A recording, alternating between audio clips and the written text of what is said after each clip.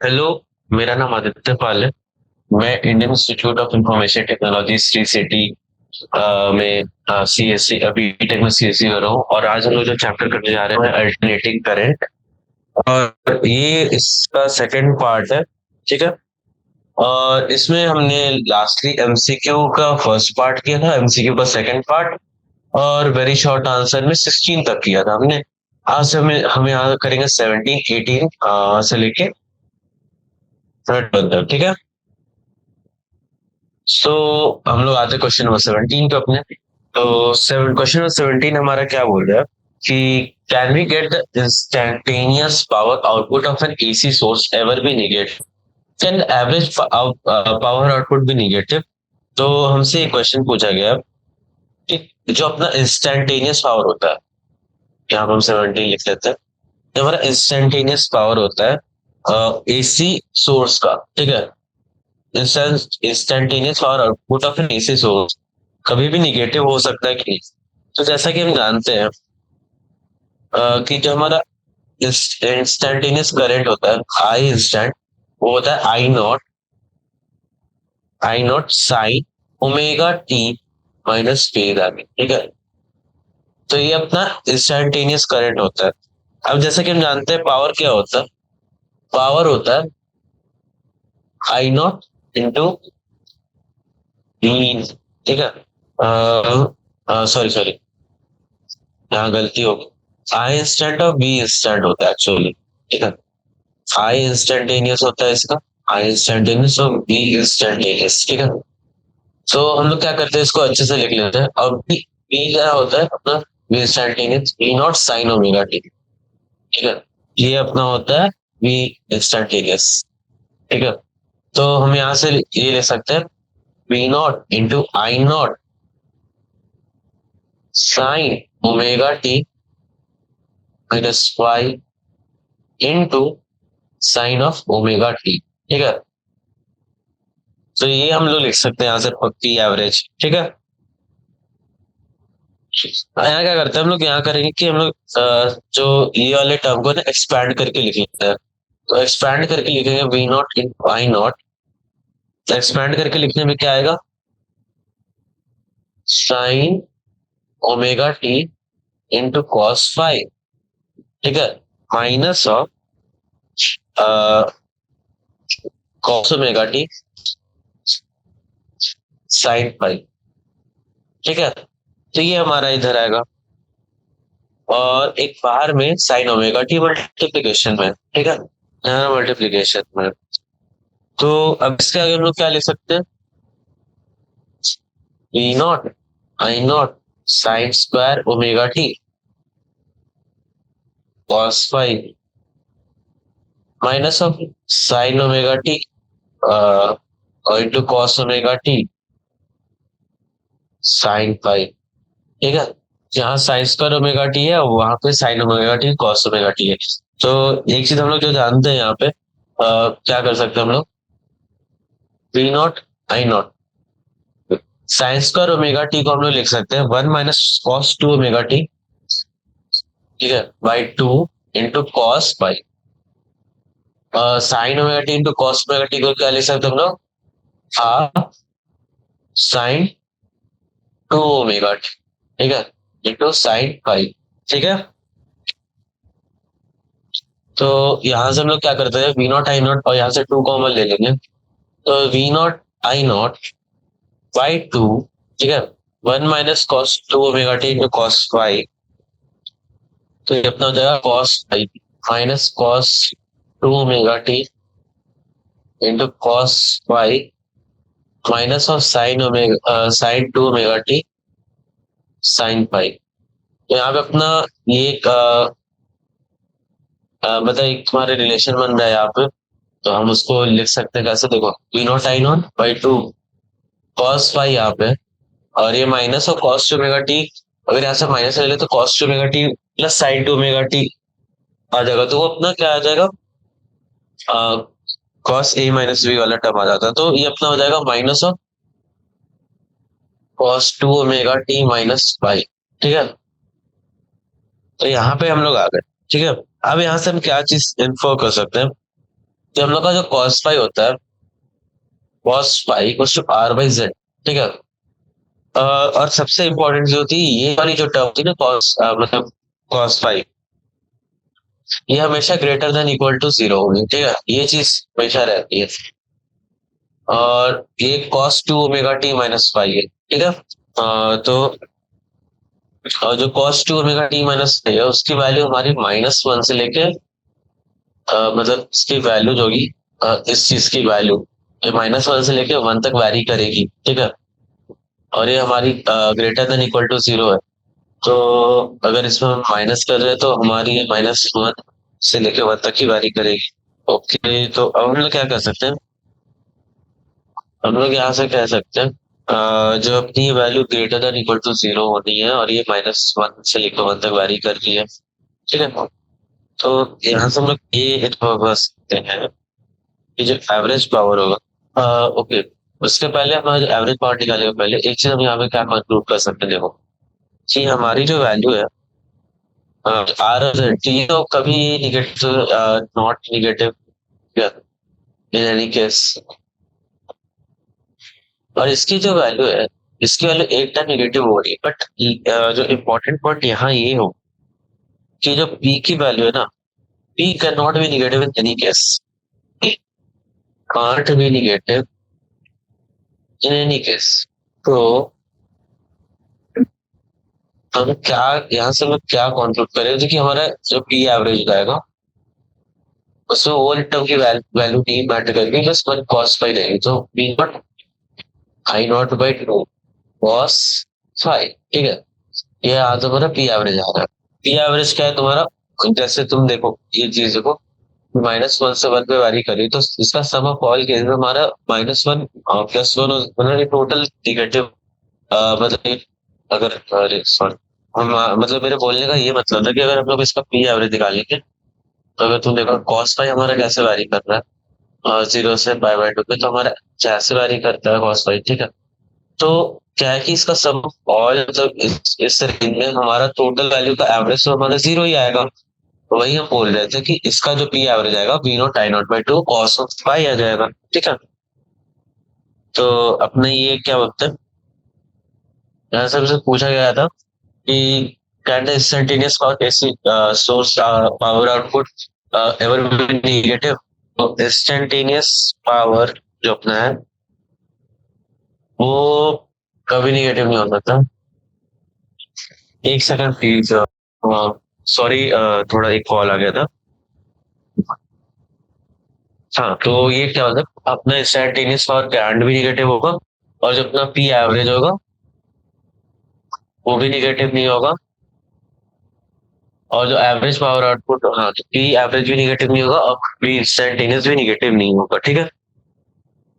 अब हम लोग आज नेक्स्ट क्वेश्चन पे, जो 18 क्वेश्चन है, हमें यहाँ पे ग्राफ दिया हुआ कि in a series LCR circuit, in a series LCR circuit the plot of I max was shown as below 7.8, find the bandwidth and mark in the. तो 18 क्वेश्चन काफी इजी क्वेश्चन है। तो जैसे कि हम यहाँ पे क्या कर सकते हैं, तो हम लोग क्या करते हैं, इस पिक्चर को ले लेते हैं यहाँ से और यहाँ पे डाल देते हैं X। ठीक है, थोड़ा बड़ा कर सकते हैं। ठीक है। तो क्या करना है, हमें हमें तो प्लॉट करना था, तो हमें प्लॉट क्या करना है कि जितना आई होगा, आई मैक्स, ठीक है, I max find the bandwidth and mark in the field. ठीक है। तो हमें बैंडविड्थ निकालना है और फिर हमें मार्क करना है। तो फर्स्ट ऑफ ऑल जो आई होता है वो क्या होता है, E0/√4। ठीक है। तो E0 क्या है अपना यहाँ पे, ये अपना है 1। ठीक है, 1/√2। तो ये क्या, इसकी वैल्यू क्या चाहिए हमारी, 0.707 एम्पियर। ठीक है। तो फ्रॉम ग्राफ हम ये कह सकते हैं कि हमारे पास दो फ्रीक्वेंसी होगी फॉर विच हमारे पास करंट 0.70 एम्पियर होगा। उसके लिए ना ओमेगा 1 पहला होगा 0.8 रैड और ओमेगा 2 होगा 1.2 रैड। तो यहाँ तक अगर हम लोग देखें मतलब कैसे हम लोग कर रहे हैं, तो देखो यहाँ पे कहीं पे 0.77 आए, कुछ इन बिटवीन है, इधर से देखो। तो यहाँ से ये वाली, ठीक है, और एक ये वाली बात। ठीक है। तो इसकी वैल्यू अपने पास आ रही है 1.2 रैट्स, और इसका वैल्यू अपने पास आ रहा है इसका वैल्यू क्या था अपना 0.8। ठीक है। एक second please, sorry for the hold. Okay. तो यहाँ से हमारे पास जो बैंडविड्थ आ रही है वो अपनी क्या होगी, इन दोनों रेडियस की डिफरेंस होगी। तो ओमेगा टू हमारे पास आया था 1.2 rat per second, and omega one अपने पास आया था 0.8 रैट पर सेकेंड। ठीक है। तो अपने पास इसकी डिफरेंस क्या रही है, omega two minus omega one, that is 0.4 rad per second, जो कि अपनी यहाँ पे इसकी बैंडविड्थ होगी। ठीक है, जो अपनी बैंडविड्थ है। तो ये पॉइंट अपने बस दिमाग में अच्छे से रखना कि बैंडविड्थ क्या हो गया यहाँ पे। ठीक है। अब यहाँ पे क्या करना है कि हमें क्वेश्चन में 19 में हम जा रहे हैं। ठीक है। तो अल्टरनेटिंग करंट का हमें ग्राफ सर्किट दिया हुआ है। अल्टरनेटिंग सर्किट का मतलब एक alternating current in circuit described by the graph. ठीक है। हमें एक अल्टरनेटिंग करंट एक सर्किट के अंदर के में कैसे वेरी करे उसकी ग्राफ दी हुई है। हमें पूछा है show the RMS current in this graph. RMS current हमारे को क्या निकालना है, आई आर एम एस। ठीक है। तो 19 क्वेश्चन अपने लिए निकालना है I R M S. I R M S. तो ये कैसे निकाले, तो देखो, फर्स्ट ऑफ ऑल टाइम था, देखो अपना टाइम है टी। मतलब अगर हम इसको 1 सेकंड मान लें तो हमें देखना कि वैरी कैसे कर रहा है। तो after this, this is miss mirror of this graph. ठीक है। तो इसको हम देखो कैसे निकालते हैं। तो आई एन में सब लोग निकाल सकते हैं वन, तो ये अंडर रूट ऑफ वन का स्क्वायर प्लस टू का स्क्वायर एक टाइम पीरियड के लिए, तो अपना हो गया टी इक्वल टू 2 सेकंड तक। ठीक है। ओके। एंड तो अपना ये टाइम पीरियड हो गया। तो ये अपना यहाँ पे आई आर एम एस कितना आ गया, √5/2, दैट इज 1.6 एम्पियर। ठीक है। तो show the RMS current in the graph. तो इस ग्राफ में आईआरएमएस कहाँ आएगा, ये ऊपर में कहीं 1.16 के ऊपर ऐसे डॉटेड लाइन से बनेगी। ठीक है। Question number 20, how does the sign of a phase angle phi by which the supply voltage leads the current in the LCR circuit change as the supply frequency is gradually increased from very low to very high values।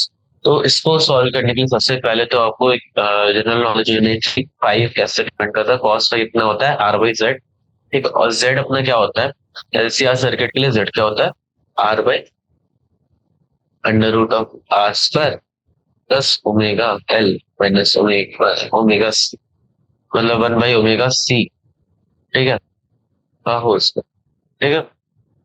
तो firstly अगर अब हम omega बढ़ाते हैं तो इसमें omega L की value बढ़ती है और इसकी वैल्यू हमारी घटेगी। ठीक है।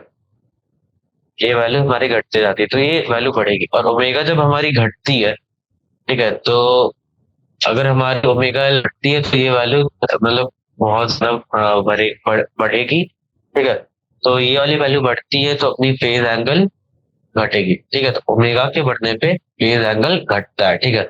ये मतलब कॉस फाई की वैल्यू घटती है, कॉस फाई घटेगी, कॉस फाई घटेगी, मतलब एंगल बढ़ रहा है। ठीक है।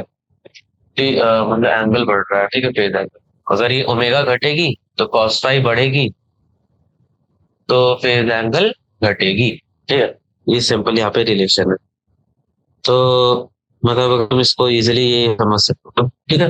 हाँ, तो क्वेश्चन नंबर 21 पे आते हैं। क्वेश्चन नंबर 21 है, बोल रहा है कि अ डिवाइस एक्स, ठीक है, is connect to power AC power source. ठीक है। The variation of voltage and current and power in one complete cycle is show in figure 7.5। तो हमसे पूछा है which curve show the power consumption over a full cycle, which which is the average power consumption over cycle and identify x। ठीक है। तो इसको देखो कैसे क्या कर सकते हैं, जैसे कि हम यहाँ पे हम इस क्वेश्चन को सॉल्व करने का अप्रोच क्या ले सकते हैं। देखो, हमारा पावर क्या होता है, वी आई। तो पावर और एम्पलीट्यूड जो होता है ना, पावर का एम्पलीट्यूड वो इक्वल होगा multiplication of V and I के बराबर। ठीक है। तो पावर का जो पावर का जो एम्पलीट्यूड है वो मल्टीप्लीकेशन होगा वी और आई के। ठीक है। तो तो यहाँ से हम क्या कह सकते हैं, एक चीज हम यहाँ से कंक्लूड कर सकते हैं कि वी आई के मल्टीप्लीकेशन का, कि इसका जो एम्पलीट्यूड होगा वो हाईएस्ट होगा compare to V and I. ठीक है, वी और आई की कंपैरिजन में इसकी जो एम्पलीट्यूड है वो हाईएस्ट होगी। तो यहाँ से क्या कह सकते हैं, जो कर्व ए है वो अपना सबसे हाईएस्ट एम्पलीट्यूड शो कर रहा है। जो कर्व ए है वो अपना हाईएस्ट एम्पलीट्यूड शो कर रहा है। तो हम क्या कह सकते हैं यहाँ से, कि जो अपना कर्व है ना वो क्या कर रहा है, मतलब पावर डिपिक्ट कर रहा है। कर्व पे shows power over a cycle. ठीक है, तो कर्व ए शोज पावर, मतलब वो साइकिल।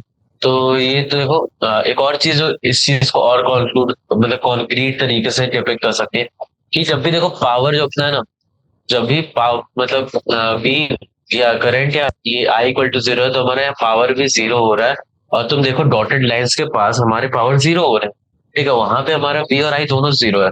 ठीक है, तो उधर ही हमारे कर्व भी नीचे आ रहा है, तो हम यहाँ से कह सकते हैं कर्व ए का क्या होगा, कर्व ए। ठीक है, अब आते हैं बी पे। तो बी के लिए, कि हमारा कर्व भी तो पावर तो ग्राफ रिप्रेजेंट कर रहा है, तो जो अपना ग्राफ है ना वो symmetric with respect to X axis होना चाहिए। मीन्स कि जो ग्राफ का एरिया पॉजिटिव और नेगेटिव साइड में वो बराबर होना चाहिए। तो हमारा जो एज रिजल्ट हमारा जो एवरेज पावर है वो जीरो होना चाहिए। ठीक है, मतलब इस तरीके से। तो अ, तो ये जो अपना क्या बोलते हैं, जो अपने एक्स एक्सिस है ना, आई का एक्सिस, तो वो अपना पी एवरेज शो दिखाई कर रहा है ओवर अ साइकिल। ठीक है, क्योंकि इसका तो एवरेज जीरो होना चाहिए, तो पी एवरेज ना एक्स एक्सिस है। ठीक है, एक्स एक्सिस। ये थोड़ा सा ट्रिकी क्वेश्चन था, मतलब तुम्हारा दिमाग चेक करने के लिए। और सी अपने बोला कि आइडेंटिफाई द डिवाइस। ठीक है, तो पावर एवरेज पावर अपना जीरो, और पावर फैक्टर अपना cos phi equal to zero है। ठीक है, दो चीजें यहाँ पे। तो अगर कॉस फाई जीरो है, कॉस फाई जीरो तभी हो सकता है जब उसका रेजिस्टेंस जीरो हो जाता है। तो रेजिस्टर नहीं है, तो ये बस एक इसमें या तो एलसी एलसी सर्किट होना चाहिए। ठीक है, इसमें रेजिस्टर नहीं होगा। ठीक है, तो इसमें हम क्या कह सकते हैं यहाँ से, कि आइदर मतलब आइदर उसमें एल होगा या फिर सी होगा या फिर दोनों का ब्लेंड होगा। इंडक्टर होगा, कैपेसिटर होगा, या फिर उन दोनों का ब्लेंड होगा। ठीक है, तो यहाँ पे हम लोग क्वेश्चन नंबर 21 को सॉल्व कर लिया। क्वेश्चन नंबर 22 पे चलते हैं जल्दी से। ठीक है, क्वेश्चन नंबर 22 ये बोला कि both alternating currents and direct current are measured in amperes, but how the amperes is defined for an alternating current. ठीक है, ये बहुत अच्छा क्वेश्चन है, कि अल्टरनेटिंग करंट और डायरेक्ट करंट हम दोनों को एम्पीयर से मेजर करते हैं, but how is ampere defined for an alternating current.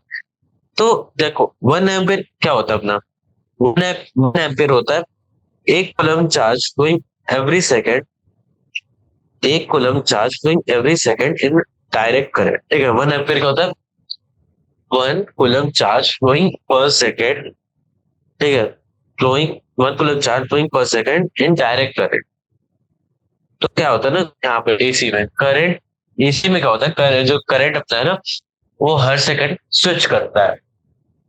ठीक है, तो स्विच करता है तो उसका क्या मतलब होता है, जो अपना जो टाइम होता है ना वो हाफ होता है एसी में, टाइम पीरियड हाफ हो जाता है एसी में, क्योंकि एक एक एक बार तुम समझो कि एक हर एक सेकंड वो दो बार, एक बार लेफ्ट जाएगा एक बार राइट जाएगा। तो पता समझो कि ऐसा हो रहा है कि हर एक सेकंड में तुम्हारा या तो इधर जाएगा और एक फिर इधर। तो क्या होता है कि आधा टाइम इधर जाता है आधा टाइम राइट जाता है, तो मतलब उसका जो टाइम पीरियड हो जाता है ना वो आधा हो जाता है। ठीक है, टाइम पीरियड आधा हो जाता है, तो यहाँ पे हम क्या कह सकते हैं आगे, कि जो होता है चार्ज का जो नेट फोर्स होता है, चार्ज का net force, net charge force, अगर इस तरीके से हम लोग देखें, तो एक सेकंड में लेफ्ट जा रहा है एक सेकंड में राइट जा रहा है, तो टोटल हमारा एक सेकंड चार्ज अपना जीरो हो रहा है। ठीक है, तो यहाँ पे तो जीरो करंट होना चाहिए, बट हम लोग क्या करते हैं ना, यहाँ पे हम लोग अल्टरनेटिंग करंट में इंस्टेंटेनियस लेते हैं।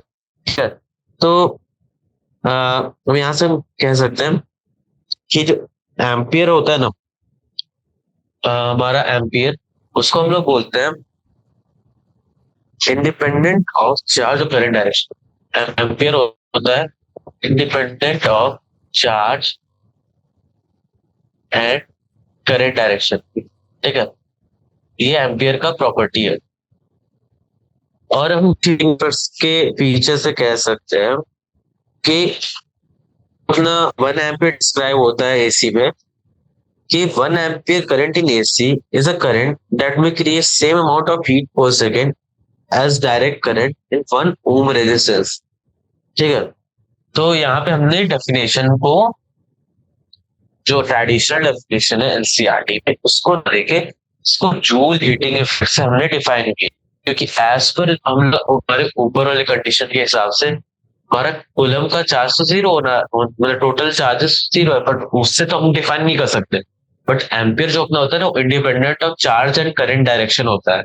और joule heating effect, joule effect heating effect से हम इस चीज को प्रूव कर सकते हैं कि जो मतलब एक एक ओम रेजिस्टेंस में जितना मतलब एक ओम रेजिस्टेंस में 1 जूल हीट करने का जितना करंट लगता है उसको हम बोलते हैं 1 एम्पियर। ठीक है, जूल हीटिंग इफेक्ट।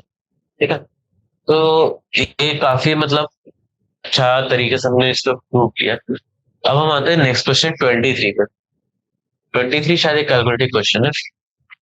हमारे पास एक कॉइल है 0.1 एच का। ठीक है, coil of 0.1 H inductance L अपना 0.1 एच है, डिस्टेंस अपना 1 में, और connected to a voltage of 200 volt, voltage of 200 volt है, और ओमेगा हो गया 50 हर्ट्ज सप्लाई।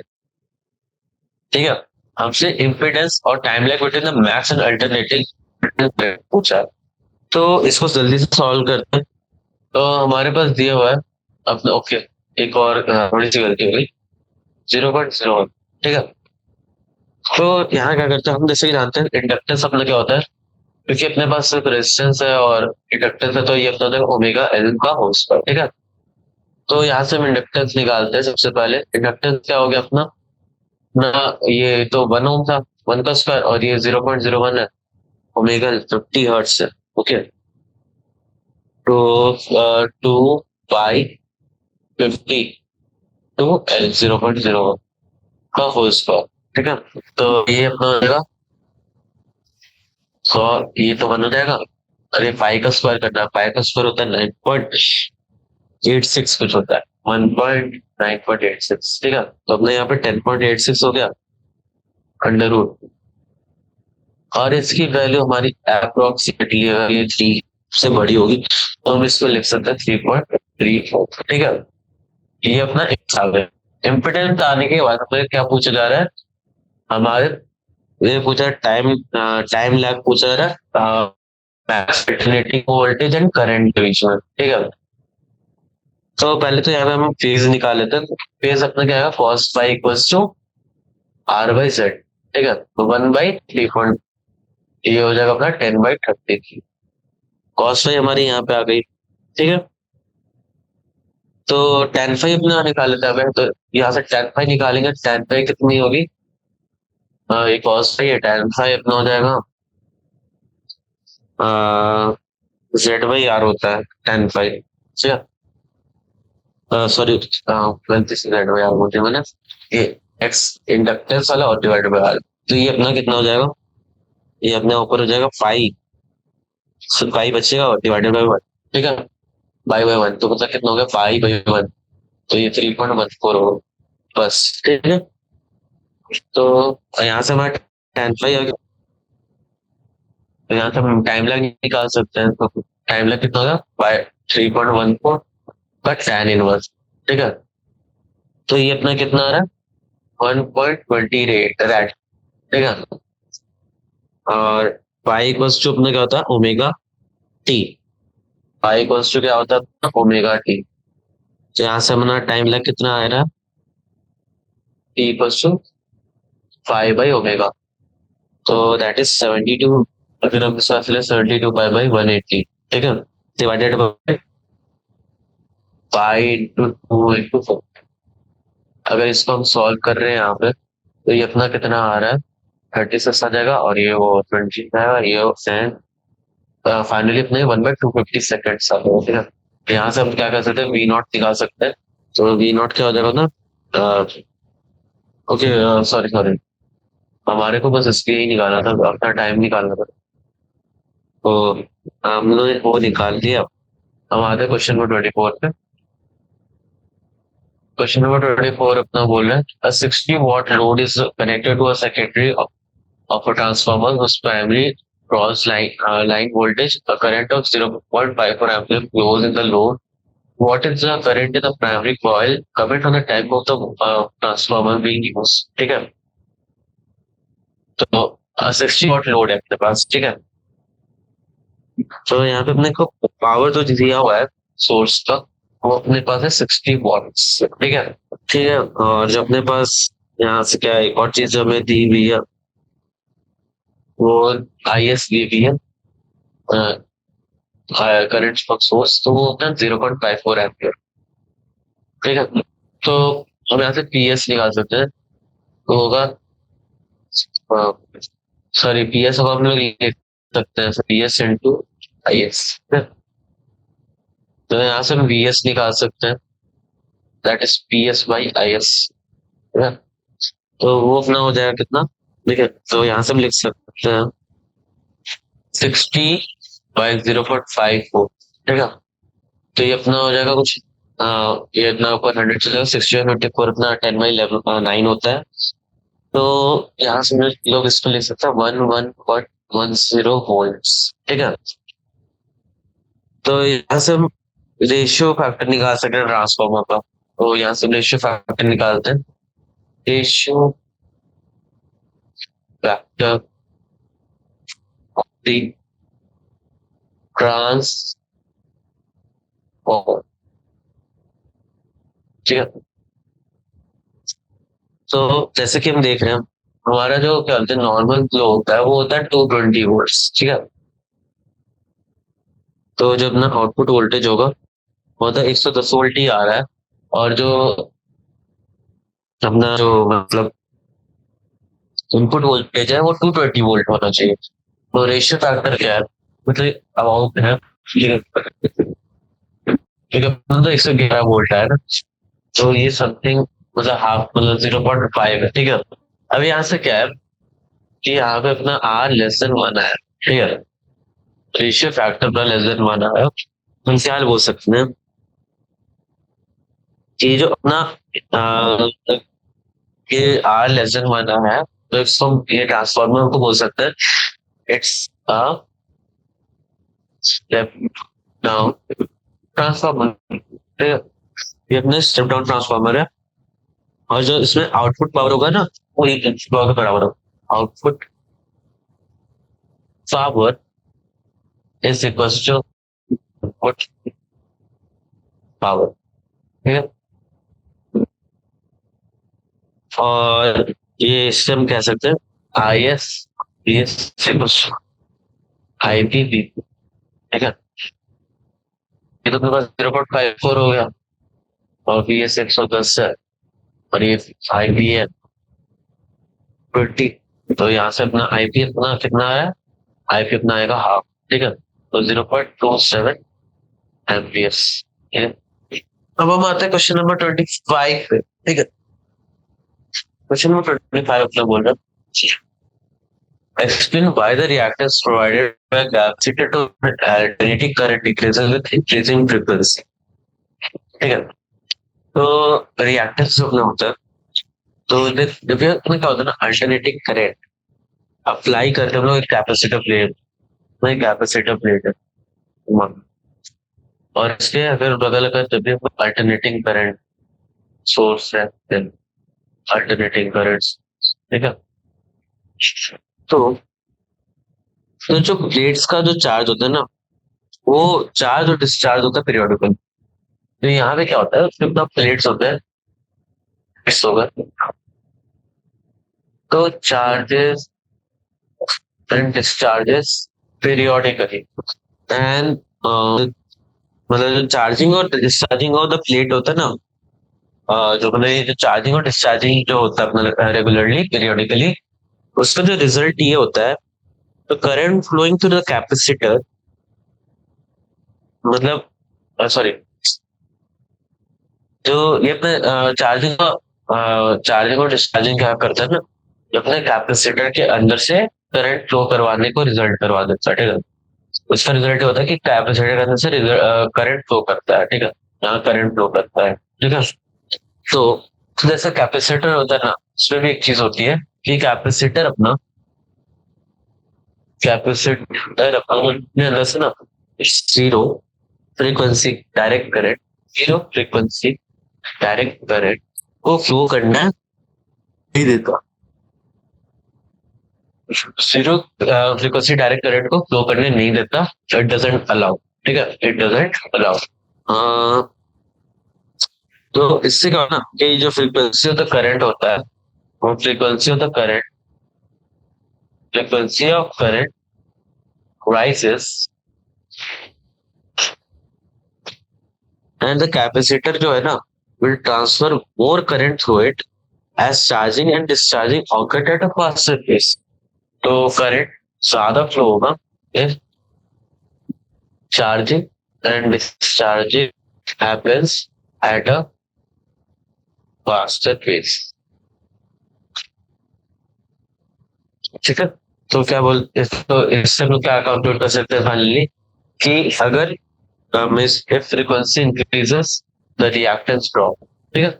तो as a result AC current जब भी अप्लाई करते हैं तो reactance grows as the frequency of the AC current increases, so the reactance and the frequency are in direct proportion with each other, ठीक है। तो यहाँ से हम क्या कह सकते हैं, जी सॉरी सॉरी, हाँ मीन्स सही तो बोला था मैं कि जो फ्रीक्वेंसी जब इंक्रीज करती है रिएक्शन ड्रॉप करता है अपना, ठीक है, कैपेसिटर का। अब वहां पे हम सेम अगर इंडक्टर का देखें, explain why the reactors offered by resistance with the increasing frequency of an alternating voltage। तो ये सेम चीज जो मैंने कैपेसिटर की बताई, सेम चीज रिएक्टेंस में होती है, बट रिएक्टेंस वर्क उल्टे तरीके से करता है rather देन कैपेसिटर की तरह, ठीक है। तो 27 का जो आंसर होगा वो बिल्कुल सेम होगा, जस्ट उसमें जो कैपेसिटर का इंडक्टर की प्रॉपर्टी लग रही है, ठीक है। एक सेकंड ना, ठीक है। हाँ तो क्वेश्चन नंबर 27 पे आते हैं। क्वेश्चन नंबर 27 से 30 क्या है ना कि हमारा काफी सारा क्वेश्चन है और हम क्या कर सकते हैं इसको एक ऊपर ऊपर से ओवरव्यू ले सकते हैं इसका, ठीक है।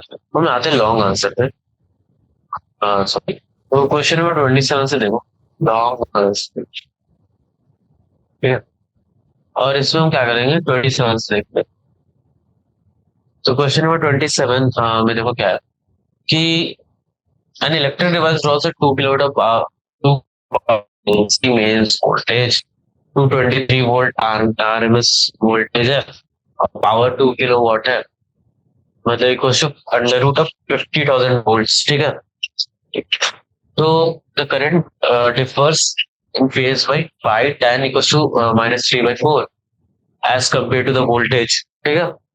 Find one R second omega C minus omega W second and third will be I W, ठीक है। Another give us the twice of R, XC and XL. How the answer affected? How is the answer affected?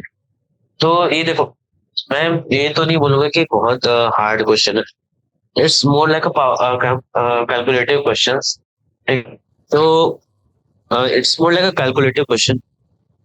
तो देखो कैसे इसको solve कर सकते हैं, जैसे कि हमारे को अंडर रूट ऑफ 50,000 वोल्ट्स दिया हुआ है मतलब वोल्टेज। तो हम लोग को तो क्या करना है कि पावर का वो फॉर्मूला लगाना, मतलब अप्रोच बता रहा हूँ मैं, बिकॉज हमारे पास टाइम तो एंड ये चैप्टर कंप्लीट करनी है। तो देखो पावर को हम लोग को इसको हमें लिखना है कि वो वोल्टेज का स्क्वायर में आ जाओ, और ये ऐसा V by square by R होता है ना अपना, और यहाँ पे हम लोग लिखेंगे V square by inductance Z, ठीक है। इसको हम लिख सकते हैं। तो यहाँ से हमारा इंडक्टेंस आ जाएगा, पहले तो इंडक्टेंस आ जाएगा, इंडक्टेंस आ जाएगा तो हम यहाँ से रेजिस्टेंस निकाल सकते हैं विद द फेज एंगल हमें जो गिवन है, ठीक है। तो फेज एंगल जो हमें गिवन है उससे हम इंडक्टेंस निकाल सकते हैं। तो अपने पास tan पाई को जो -3/4 मिला हुआ है, उससे cos पाई निकालेंगे, फर्स्टली हमें आर आ जाएगी। अगर हमें आर आ गया और इंडक्टेंस की वैल्यू हमें पता है तो हम इजिली वहां से x T minus x W निकाल सकते हैं, और थर्ड अपना आई भी वहां से निकाल सकते हैं कि पावर हमारे पास गिवन है, ठीक है। तो सिमिलरली हम लोग क्या करेंगे कि जो क्वेश्चन में दूसरी बार दिया कि ट्वाइस वैल्यू पावर एक्सएल पे आंसर कैसे इफेक्ट करता है, ठीक है। तो ट्वाइस वैल्यू पे हमारा क्या होगा कि हमारा टू का स्क्वायर करके बाहर निकल जाएगा सब कुछ। ठीक है। बट ऐसा नहीं होगा, एक्चुअली नहीं होगा। तो थोड़ा सा आंसर डिफर करेगा, तो तुम देख लेना उस चीज को। क्वेश्चन नंबर 28 पे आते हैं। अच्छा सॉरी, आंसर इफेक्ट नहीं करेगा, मतलब फाइव हाफ हो जाएगा, मतलब ऐसे। अगर तुम देखो जहां जहाँ टू की पावर ऐसे बाहर निकली, वो हाफ हो जाएगा उसका। ठीक है। क्वेश्चन नंबर 28 में देखो कैसा है। 1 megawatt power source is to deliver a power station around 10 kilometer away. One is a pair of CU wires with diameter 0.5 centimeter for this purpose. Determine the fraction ohmic loss as to the power transmitted. Power transmitted, first देखो, power is transmitted at 220 volt. Comment on the purity of dosings. A stepper transformer is also positive voltage of 100,000 volt. Power transmitted, then step down transfer is 12 volt। तो हमें सब case से power का वो निकालना है, कि कितना वो लॉस होगा नहीं होगा। तो ये तो इजी क्वेश्चन है, तुम मतलब इलेक्ट्रिक करंट वाले चैप्टर में बनाए होगे इसको, तो ये not a hard question. Question number 29 तुम्हारा consider LCR circuit shown in the figure 7.6. Find the net current I and the phase of I. Show that I equals to V by Z. Find the impedance of the circuit. तो ये one of the easiest question यहाँ पे रहेगा तुम्हारे लिए। तो LCR circuit है, इसमें एसी करंट तुम्हारे को दिया हुआ है, और तुमको एट द मैक्स करंट पे तुम्हारे को इस सर्किट का फाइनल सर्किट बनाना है। फिर वहां से तुम्हारे को आई की वैल्यू पता चलेगी। सेकेंडली जो तुम्हारे को यहाँ पे है, तुम्हारे को इसको ऐसे लिखना है कि अपने को V C plus V L equal V naught sine omega T. ठीक है। इस फॉर्म में लिखना, और इसको फिर सॉल्व करना है। और जो सॉल्व करके तुम्हारे पास चार्ज के फॉर्म में जो इक्वेशन आएगी ना, उसमें सारे value five equal to zero डालोगे तो तुम्हारे को इधर चार्ज मिलेगा। चार्ज मिलेगा, फिर उससे तुम करंट निकाल सकते हो इसलिए। ठीक है। तो ये अच्छा क्वेश्चन है, मतलब calculative question to the point, मतलब बहुत अच्छा से तुम ये देख सकते हो। और 30 और 31, तो एक बार क्या करता हूँ ना, मैं इसको तुम्हारे को एक तरीके से दिखा देता हूँ। लाइक अभी टाइम कम है, तो इधर दिखा देता हूँ। बस एक सेकंड रुकना, साइड हो गई। ठीक है। तो यहाँ पे तुम्हारे को सारा आंसर मिल जाएगा। ये पहला क्वेश्चन, तो ये क्वेश्चन देखो, और ये तीसरा क्वेश्चन है। ये यहाँ पे सारे कैलकुलेशन तुम्हारे को मिलते हैं। तुम इसको रेफर कर सकते हो, काफी इजीली तुम बना सकते हो यहाँ पे। ठीक है। तो ये तुम्हारा क्या बोलते हैं, अल्टरनेटिंग करंट चैप्टर हुआ है। ठीक है। दो क्वेश्चन और है, तो क्वेश्चन को तुम मतलब किसी साइड से रेफर कर सकते हो। अभी टाइम की कमी की वजह से तुम्हें थोड़ा सा प्रॉब्लम होता है, but you can do it. और ये तुम्हारे पास देखो, ये इसका सॉल्यूशन है। ये इजी क्वेश्चन था। ठीक है। 29 इजी क्वेश्चन है। 30 थोड़ा सा कॉम्प्लेक्स हो सकता है, क्योंकि तुम वो तुम्हारे को इसको मतलब इंटीग्रेट डिफरेंशिएट करना है। और 31 में देखो एलसीआर सर्किट, ये एक इजी क्वेश्चन है तुम्हारे लिए। ये थोड़ा सा टेक्निकली डाउन मतलब क्वेश्चन है, कैलकुलेटिव नहीं है। ठीक। तो thank you for watching. Session 5 minute पहले खत्म हो रहा है, but thank you for watching. हम अब नेक्स्ट ये चैप्टर खत्म कर दिया हमने, अल्टरनेटिंग पर। अब नेक्स्ट चैप्टर देखेंगे कि कौन सा मिलेगा। Wait in the next chapter. तब तक आपके जेई के एग्जाम के लिए best of luck. Thank you for watching. Have and in the session.